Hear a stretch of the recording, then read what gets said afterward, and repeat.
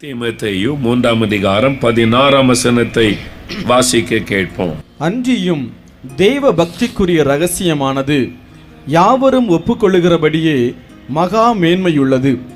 தேவன் மாம்சத்திலே வெளிப்பட்டார், ஆவியிலே நீதியுள்ளவர் என்று விளங்கப்பட்டார், தேவ தூதர்களால் காணப்பட்டார், பிரஜாதிகளிடத்தில் பிரசங்கிக்கப்பட்டார், உலகத்திலே விசுவாசிக்கப்பட்டார், மகிமையிலே ஏறெடுத்து கொள்ளப்பட்டார். எனக்கு அன்பானவர்களே, இந்த வேத வசனம் அருமையான ஒரு காரியத்தை சொல்லுகிறது. தேவ பக்தியின் ரகசியமானது என்ன? தேவன் மாம்சத்தில் வெளிப்பட்டார். காணக்கூடாத இறைவன் இந்த உலகத்தில் நம்மை போல ஒரு மனிதனாக அவர் அவதரித்தார். அதைதான் தேவ பக்தியினுடைய ரகசியம். இந்த தெய்வத்தை அறிந்து அவர் மீது பக்தி வைக்கும் பொழுதுதான் அந்த பக்தியினுடைய ஆசீர்வாதத்தை நாம் பெற்றுக்கொள்ள முடியும். அதைத்தான் இந்த வேத வசனம் சொல்லுகிறது. தேவன் மாம்சத்தில் வெளிப்பட்டார். அதைத்தான் இப்பொழுது உலகம் முழுவதும் கிறிஸ்துமஸ் பண்டிகை என்று கொண்டாடுவதை பார்க்கிறோம். அவர் இந்த உலகத்தில் வந்ததை நினைவு கூறும்படியாக காணக்கூடாத இறைவன், வார்த்தையாயிருந்த தேவன் நம்மை போல ஒரு சாதாரண மனிதனாக இந்த உலகத்தில் வெளிப்பட்டதை தான் கிறிஸ்துமஸ் பண்டிகை என்று கொண்டாடுவதை நாம் பார்க்கிறோம். எனக்கு அன்பானவர்களே, அந்த தேவன், காணக்கூடாத அந்த இறைவன் மனிதனாக இந்த உலகத்தில் வந்தது எவ்வளவு அதிசயமான ஒரு காரியம். வானத்தை பூமி உண்டாக்கின தேவனை குறித்து வேதம் சொல்லுகிறது. 1 தீமோத்தேயு 6:16 வாசிக்கும் பொழுது, அவர் மனிதரால் கண்டிராதவரும் காணக்கூடாதவருமாய் இருக்கிறார் என்று வேதம் சொல்லுகிறார். வானத்தை பூமியை சிருஷ்டித்த அந்த தேவன் எப்படிப்பட்டவராம்? மனிதரால் கண்டிராதவரும் காணக்கூடாதவருமாய் இருக்கிறார். ஒருவரும் சேரக்கூடாத ஒளியில் அவர் வாசம் பண்ணுகிறார் என்று அவரை குறித்து நாம் பார்க்கிறோம். 121 சங்கீதம் 2 வாசிக்கும் பொழுது, அவர் வானத்தையும் பூமியையும் சிருஷ்டித்த ஒரு தேவன், அண்ட சராசரங்களை உண்டாக்கின ஒரு தேவன் அவர் என்பதாக அவரை குறித்து வாசிக்கிறோம். ஏசாயா 66:1 நீங்கள் வாசித்தால், அவர் தன்னை குறித்து சொல்லும் பொழுது, வானம் எனக்கு சிங்காசனம், பூமி எனக்கு பாதபடி என்று ஆண்டவர் சொல்லுகிறார். அவர் எவ்வளவு மகிமையான, எவ்வளவு பெரிய தேவன் என்று பாருங்கள். வானம் எனக்கு சிங்காசனம், பூமி எனக்கு பாதபடி என்று சொல்லுகிறார். அவ்வளவு ஒரு பெரிய பயங்கரமான மகத்துவம் உள்ள தேவன் அவர். 147 சங்கீதம் 4 நீங்கள் வாசிக்கும் பொழுது, அவர் நட்சத்திரங்களை கூட பெயரிட்டு அழைக்கிறாராம். கோடிக்கணக்கான நட்சத்திரங்கள் வான மண்டலத்தில் இருக்கிறது என்பதாய் விஞ்ஞானிகள் கண்டுபிடித்து சொல்லுகிறார்கள். ஆனால் அதை சிருஷ்டித்த அந்த தேவனோ ஒவ்வொரு நட்சத்திரத்திற்கும் ஒரு பெயரை வைத்து அதை பெயர் சொல்லி அழைக்கிறாராம். அவ்வளவு அவர் மகத்துவமான ஒரு தேவன் என்பதாய் வேதத்தில் அவரை குறித்து நாம் பார்க்கிறோம். யோவான் 1:3 வாசிக்கும் பொழுது, அவர் மூலமாகத்தான் இந்த உலகத்தின் சகலமும் சிருஷ்டிக்கப்பட்டது. அவரால் எல்லாமல் இந்த உலகத்தில் ஒன்றும் சிருஷ்டிக்கப்படவில்லை, சகலமும் அவர் மூலமாய் சிருஷ்டிக்கப்பட்டது என்பதாக நாம் வாசிக்கிறோம். யோவான் 1:18 வாசிக்கும் பொழுது, இப்படி சர்வத்தையும் சிருஷ்டித்த அந்த தேவனை ஒருவனும் ஒரு காலம் கண்டது இல்லை. அந்த தேவனை ஒருவனும் ஒரு காலம் கண்டது இல்லை. தெய்வத்தை தேடி தேடி தேடி மனிதன் அலைந்தாலும் அந்த தெய்வத்தை ஒருவனும் ஒரு காலம் கண்டது இல்லை. ஆனால் அந்த காணக்கூடாத இந்த இறைவன் தன்னை நமக்கு வெளிப்படுத்தும்படி அவரே இந்த உலகத்தில் மனிதனாக இறங்கி வந்தார். யோவான் 1:14 நாம் வாசிக்கிறோம், வார்த்தையாயிருந்த தேவன் மாம்சத்தில் வெளிப்பட்டார், ஆவியாயிருந்த தேவன் நம்மை போல ஒரு மனிதனாக இந்த உலகத்தில் அவர் இறங்கி வந்தார். அப்பொழுதுதான் அவருக்கு இயேசு என்ற பெயர் வைக்கப்பட்டது. ஆகவேதான் இயேசு கிறிஸ்துவை குறித்து வேதத்தில் சொல்லும் பொழுது, கொலோசியர் 1:15 வாசித்து பாருங்கள். அவர் தேவனுடைய தற்சுரூபம் என்பதாக எழுதப்பட்டிருக்கிறது. காணக்கூடாத அந்த இறைவனுடைய தற்சுரூபம் அவர்தான். அவர்தான் தேவன், அவர்தான் இறைவன், அவர்தான் வானத்தை பூமி உண்டாக்கின தேவன் என்பதாக இந்த வேத வசனம் தெளிவாக நமக்கு சொல்லுகிறது.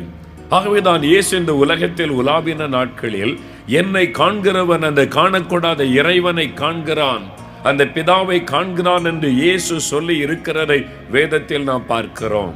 சரி, காணக்கூடாத அந்த தேவன், வானத்தை பூமி உண்டாக்கின அந்த மகத்துவம் உள்ள அந்த மகிமையான தேவன் நம்மை போல மனிதனாக இறங்கி வர காரணம் என்ன? ஏன் அவர் இந்த உலகத்தில் ஒரு சாதாரண மனிதனாக இறங்கி வர வேண்டும்? அவர் வந்ததற்கு பல காரணங்களை வேதம் சொல்லுகிறார். வேதத்தில் பல வசனங்கள் அவருடைய வருகையை குறித்து, அவர் வந்ததை குறித்து பல விதமான காரியங்களை சொல்லுகிறதை நாம் பார்க்கிறோம். அவர் வந்ததினால் நமக்கு என்ன பிரயோஜனம்? அவர் இந்த உலகத்தில் மனித அவதாரம் எடுத்து வந்ததினால் நமக்கு என்ன நன்மை? அவர் நமக்காகத்தான் இந்த உலகத்தில் வந்தார்.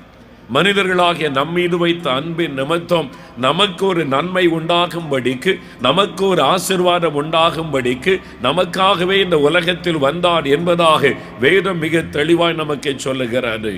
உங்களுக்காகத்தான் அவர் மனிதனாய் வந்தார். சகோதரி, உங்களுக்காகத்தான் தேவன் இந்த உலகத்தில் இயேசுவாக சாதாரண மனிதனாக இறங்கி வந்தார். நீங்கள் யாராய் இருந்தாலும் சரி, கிறிஸ்தவராய் இருக்கலாம், கிறிஸ்தவர் அல்லாதவராய் இருக்கலாம்.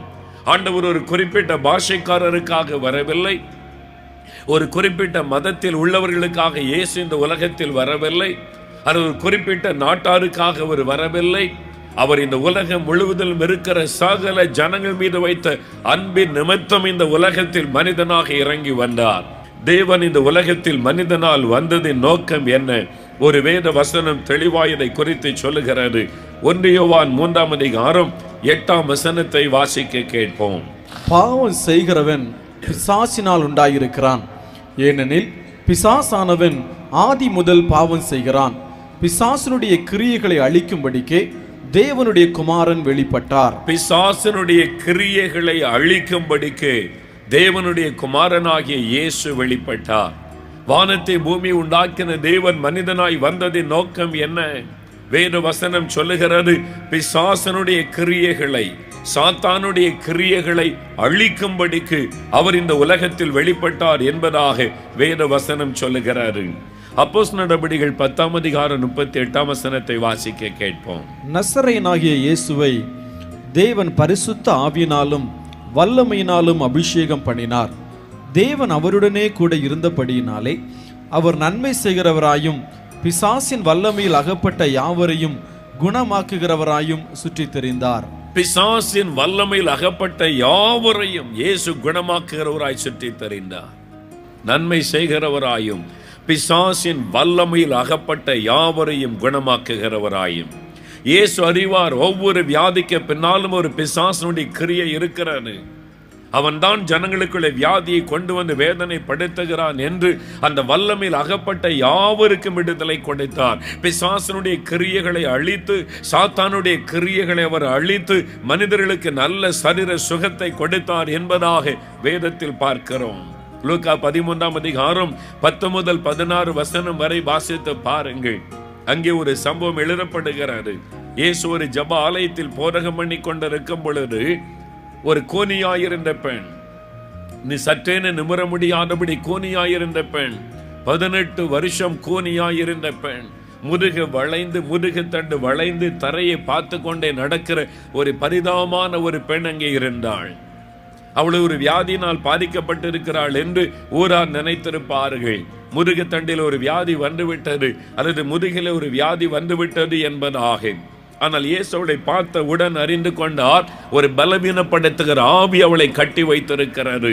சாத்தான் அவளை கட்டி வைத்திருக்கிறான். பிசாசுதான் அவளுடைய சரீரத்தில் இந்த வியாதியை கொண்டு வந்து அவளை பாதித்துக் கொண்டிருக்கிறான் என்பதை இயேசு அறிந்து கொண்டார்.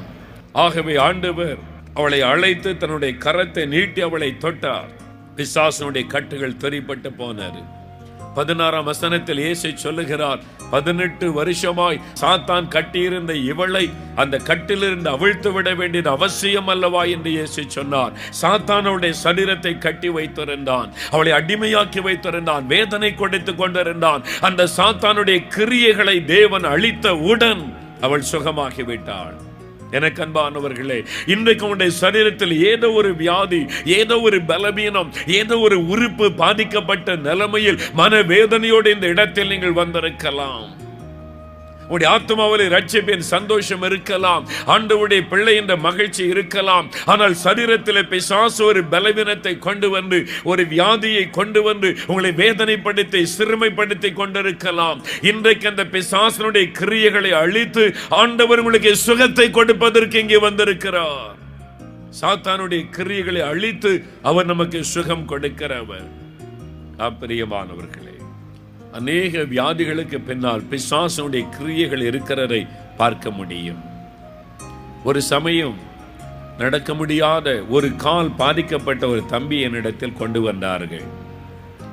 சென்னையிலே பெரிய ஆஸ்பத்திரியில் வைத்து கவனித்தவர்கள் மருத்துவர்கள் என்னவென்றே கண்டுபிடிக்க முடியாமல் திணறினார்கள். முடிந்த சிகிச்சை கொடுத்தார்கள். இனி அவ்வளவுதான், இதற்கு மேல் ஒன்றும் செய்வதற்கு இல்லை, என்னவென்று எங்களால் புரிந்து கொள்ள முடியவில்லை, முடிந்த வைத்தியமெல்லாம் செய்துவிட்டோம். கால் அழுகி கொண்டே வந்து பலவீனப்பட்டு அந்த தம்பியால் நடக்கவே முடியாது. ஜெபம் அவனை கொண்டு வந்தார்கள். அவனுடைய பெற்றோர் அவனை தூக்கி கொண்டு வந்தார்கள். அந்த வாலிப தம்பியை பார்த்த பொழுது என் இருதயம் உடைந்து போனது. காரணம், நான் என்னுடைய 14வது வயதில் நடக்க முடியாத நொண்டியாய் படுத்திருந்தேன். மருத்துவம் என்னை கைவிட்டு சாக கிடந்த போதுதான் இயேசு என்னை தேடி வந்து என்னை நடக்க வைத்தார். சாக கிடந்த எனக்கு ஒரு புது வாழ்க்கை கொடுத்தார். ஆகவே அதை பார்த்தவுடன், ஆண்டவரே, நானும் ஒரு காலத்தில் இவனை போல வாலிபனாய் இருந்தபோது நடக்க முடியாமல் படுக்கையில் கிடந்த என்னை சுகமாக்கினீரே. இந்த தம்பியை பாரும், என்ன காரணம், ஏன் அவனுக்கு இந்த பிரச்சனை? நான் தேவ சமூகத்தில் ஜெபிக்க முழங்கால் படியிட்ட போது ஆவியானவர் தெளிவாய் ஒரு காரியத்தை காண்பித்தார். ஒரு பொல்லாத ஆவி அவனுடைய காலை கட்டி வைத்திருக்கிறது. ஒரு பொல்லாத ஆவி, பிசாசானவன், அவன் நடக்கக்கூடாதபடி அப்படியே அழிந்து போகும்படி அந்த காலை பாதித்து கட்டி வைத்திருக்கிறான் என்று இயேசுவின் நாமத்தில் அந்த பொல்லாத ஆவியை கடிந்து கொண்ட பொழுது அந்த ஆவி அந்த காலை விட்டு விலகினர். இந்த பலவீனத்தின் ஆவி அவனுடைய காலை விட்டு விலகினர். எனக்கு அன்பானவர்களே, பிசாசானவன் இப்படி நம்முடைய உறுப்புகளில் ஒன்றை பலவீனப்படுத்தி வேதனைப்படுத்தி கொண்டிருக்கலாம். ஒருவேளை உடைய சிறுநீரகம் பாதிக்கப்பட்டிருக்கலாம். உடைய சரீரத்தில் ஏதோ ஒரு பகுதியில் கேன்சர் வியாதியினால் பாதிக்கப்பட்டு வந்திருக்கலாம். என் காலை பயன்படுத்த முடியவில்லை, என் கையை பயன்படுத்த முடியவில்லை, என்னால் நடக்க முடியவில்லை, மூச்சு விட முடியவில்லை. இந்த வியாதி 5 வருஷம், 10 வருஷம், 20 வருஷமாய் என்னை வேதனைப்படுத்துகிறது. எவ்வளவோ மருந்து மாத்திரை சாப்பிட்டோம், எனக்கு சுகம் உண்டாகவில்லை. வேதனையோடு இந்த இடத்தில் வந்திருக்கலாம். இந்த பெண் 18 வருஷம் அந்த பிசாசின் பிடியில் கலங்கினாள். இயேசு அந்த சாத்தானுடைய கிரியைகளை அழித்து அவளுக்கு ஒரு விடுதலை கொடுத்தார் அல்லவா? அதே இயேசு இப்பொழுது இங்கே பிரசன்னமாயிருக்கிறார். உன்னுடைய கால்களை கைகளை பலவீனப்படுத்தி உன்னுடைய சரீர உறுப்புகளை செயலற்றதாய் போக பண்ணி உங்களை வேதனைப்படுத்தி கொண்டிருக்கிற அந்த சாத்தானுடைய கிரியைகளை அழிக்கும்படியாக அவர் இங்கே உலாவிக் கொண்டிருக்கிறார்.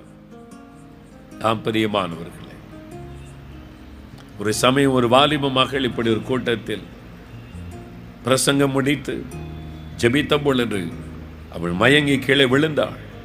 கொஞ்ச நேரத்தில் அவள் எழுந்து நின்றாள். அவளுக்குள்ளிருந்த ஒரு ஆவி வெளியேறி போனதை உணர்ந்தாள். சாட்சி சொல்ல மேடைக்கு வந்து அவள் சொன்னாள், சின்ன வயதிலிருந்த ஒரு இழுப்பு வியாதி, இப்படி ஒரு குளிரான சூழ்நிலை வந்துவிட்டால் அவ்வளவுதான், மூச்சு விட முடியாது, இழுக்கும். இரவு நேரம் அவளுடைய பெற்றோர் அவளை வெளியே அனுப்பவே விரும்ப மாட்டார்கள். அப்படி வாலிப வயது வரைக்கும் சின்ன வயதிலிருந்து அந்த சுவாச உறுப்பு பாதிக்கப்பட்டு மூச்சு விட கஷ்டப்பட்டு இழுப்பு வியாதினால் பாதிக்கப்பட்டு வந்திருந்தாள். பாருங்கள், ஜப நேரத்தில் அந்த அசுத்தாவி அவளை விட்டு வெளியேறினது. உடனே அந்த சுவாச உறுப்பு சுகமாகிவிட்டது. நார்மலாய் சுவாசிக்க ஆரம்பித்தாள். அவளுக்கு ஒரு ஆச்சரியம், சந்தோஷம், மகிழ்ச்சியோடு அந்த சாட்சி கொடுத்தாள். சின்ன வயதிலிருந்து இதுவரைக்கும் ஒரு பொல்லாத ஆவி, பலவீனப்படுத்துகிற பிசாசு அவளுக்குள்ள இந்த வியாதியை கொண்டு வந்து அவளை கலங்க பண்ணி கொண்டு இருந்தது. ஆனால் இயேசுடைய வல்லமை அந்த கிரியைகளை அழித்த உடனே சரீரத்தில் ஒரு விடுதலை. இன்றைக்கு ஆண்டவர் உங்களுக்கு விடுதலை தருவார். எனக்கு அன்பான வேதத்தில் பாருங்கள், பரிசுத்த மத்தேயு 9:32-33 வசனத்தை பாருங்கள். ஊமையான ஒரு மனிதனை இயேசுவண்டை கொண்டு வந்தார்கள். அவனால் பேச முடியாது, ஏனோ அவனால் பேச முடியவில்லை என்று அவனை கொண்டு வந்து இயேசுக்கு முன்னால் நிறுத்தினார்கள். வேதம் சொல்லுகிறது, அவனுக்குள் ஒரு பொல்லாத ஆவி இருந்தது. இயேசு அதை அதட்டினார். ஊமையான அந்த ஆவி அவனை விட்டு வெளியேறி போ என்று ஆண்டவர் அதட்டி கடிந்து கொண்ட உடன் அந்த ஆவி வெளியேறினது. உடனே அவனால் பேச முடிந்தது. அவன் யாருக்கும் தெரியவில்லை பிசாசு அவனை கட்டி வைத்திருக்கிறான் என்று. இது சாத்தானுடைய கிரியை என்பதை ஜனங்கள் அறிந்திருக்கவில்லை. இயேசுவை அறிந்து அதட்டினார், உடனே விடுதலை உண்டாயிற்று. பரிசுத்த மத்தேயு 12ஆம் அதிகாரம் 22ஆம் வசனத்தை வாசித்து பாருங்கள். அங்கே குருடும் ஊமையுமான மனுஷனை இயேசுவண்டை கொண்டு வந்தார்கள். அவனுக்கு கண்களும் தெரியாது, பேசவும் முடியாது. எப்படி பரிதாபமான நிலைமை பாருங்கள். இவனுக்கு என்ன வியாதியோ என்று எல்லாரும் சொல்லிக் கொண்டிருந்திருப்பார்கள். இயேசு அதை அறிந்து கொண்டார். இது ஒரு பொல்லாத ஆவி, இது பிசாசனுடைய கிரியை. இயேசு அந்த ஆவியை கடிந்து கொண்டார். அந்த ஆவி வெளியேறின உடன் அவன் கண்கள் திறக்கப்பட்டது, அவனால் பார்க்க முடிந்தது, அவனால் பேச முடிந்தது என்பதாக வேதம் சொல்லுகிறது. எனக்கு அன்பானவர்களே, இன்றைக்கு உங்களுடைய சரீரத்தில் வலிகள், வேதனைகள், கட்டிகள், ஏதோ ஒரு பலவீனம் உங்களுடைய சரீர உறுப்பில் ஏதோ ஒரு தாக்குதல் பிசாசினால் உண்டாகி இருக்கலாம். இன்றைக்கு அந்த கிரியைகளை அழித்து அவர் உங்களுக்கு விடுதலை தர போகிறார். அதற்குத்தான் இந்த உலகத்தில் அவர் மனிதனாக வெளிப்பட்டார், பிசாசின் கிரியைகளை அழித்து நமக்கு விடுதலை கொடுக்க.